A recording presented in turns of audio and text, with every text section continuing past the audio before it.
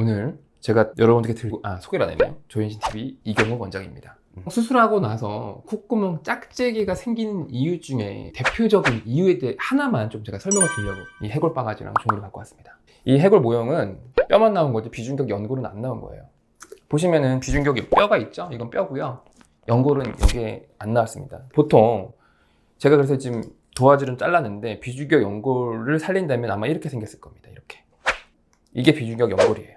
근데 이제 우리가 보통 코를 할 때 비중격을 많이 쓰잖아요. 그럼 제가 비중격을 다 떼볼게요. 뗐어요, 비중격. 자, 뗐는데 그러면은 이 비중격을 다 떼진 않을 거 아니에요. 비중격을 다 떼면 간이 코가 무너지기 때문에.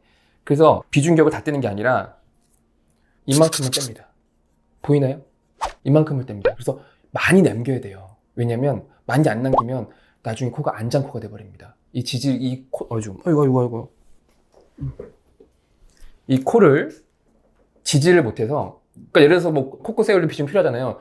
그것 때문에 코를 막 진짜 막 이 비중격을 이만큼 다 떼버리면 그러니까 이거 가지고 코가 지탱이 안 돼요. 그래서 최소 1.5cm 남겨야 됩니다. 1.5cm 남겨야 돼요. 위아래 폭이 1.5는 남기고 떼야 됩니다. 갑자기 콧구멍 짝재기 얘기하는데 왜 갑자기 비중격 들고 나왔냐? 자, 제가 얘기를 해볼게요. 비중격을 많이 떼요. 그래서 한 1cm밖에 안 돼. 근데 그래도 비중격이 작아. 너무 작아서. 그러면 자, 제가 뗄게요. 자, 제가 수술 중입니다. 비중격을 뗐어요.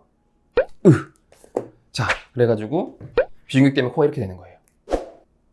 아예 이제 허당이 됐죠. 얘가 이걸 지탱할 수 있을까요? 1.5는 돼야 돼요. 근데 이 폭이 1cm라고 하면은 지탱 못 합니다, 이거. 근데 이제 기직연골이나 자간을 쓰기 싫어가지고 이 비중격을 많이 뗐어요. 자, 이 상태에서 이제 코끝을 세우려고 하는데 그것조차 부족해. 그래가지고 여기다가 비중격 뗀 거를 또 올립니다, 이렇게. 또 올려. 이걸 자를게요, 이거.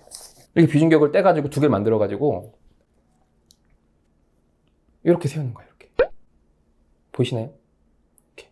자, 이렇게 하고 코를 덮는 겁니다. 그러면 못 버팁니다. 그래서 코를 닫으면 이 피부 무게 때문에 얘가 휘어버려요, 이렇게.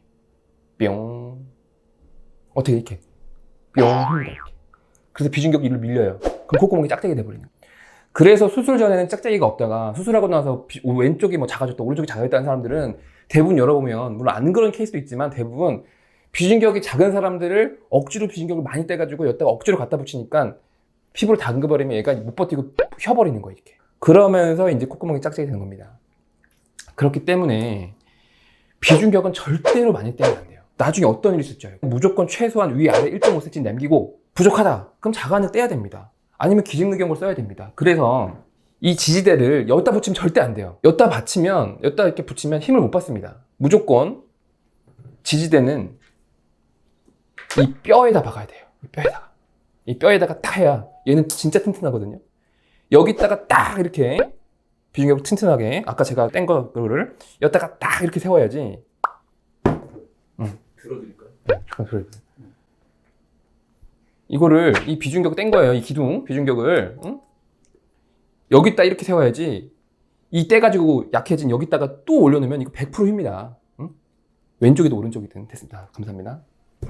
그래서 제가 다시 말씀드릴게요. 콧구멍이 짝재기가 안 되려면 기본적으로는 이 비중격 연골, 기둥, 비중격이 됐든 뭐 자간응이 됐든 기직능이 됐든 무조건 이 뼈 쪽에다 딱 정확하게 박아야 콧구멍이 안 휩니다. 그래서 이거를 말씀드리려고 제가 이렇게 종이랑 도화지를 말씀드려요. 그래서 제가 여기서 말씀드리고 싶은 거는 무리하게 비중격을 뗄 필요는 없습니다. 왜냐면 상담 가실 때 많은 원장들이 그럴 거예요. 비중격을 뗐는데 부족하면 기증이나 자간을 뗄게요. 근데 환자들이 아니 원장님 저는 무조건 비중격 뗄 거예요. 무조건 비중격 써주세요. 이렇게 쪼르지 말라는 거예요. 비중격을 무리하게 떼면은 코가 휘거나 나중에 혹시 10년, 20년 해가지고 뭐 실리콘이든 다 뗄 수도 있잖아요. 애 낳고 뭐 애들 다 키고 장가가고 하면 더 이상 필요 없어.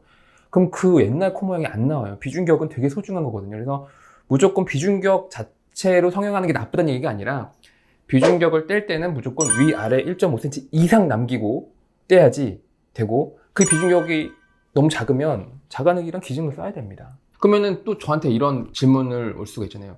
원장님 자간액은 좀 무섭고 기증액이 진짜 안전한 건가요? 제가 이 얘기는 지금 드리기 좀 어렵고 나중에 시간 날 때 자간액과 기증액의 차이에 대해서 제가 또 자세히 말씀드릴 테니까 그때까지 좀 기다려주세요. 제 영상이 도움이 되셨으면 구독과 좋아요 눌러주시고, 지금까지 조현신TV 이경묵 원장이었습니다. 감사합니다.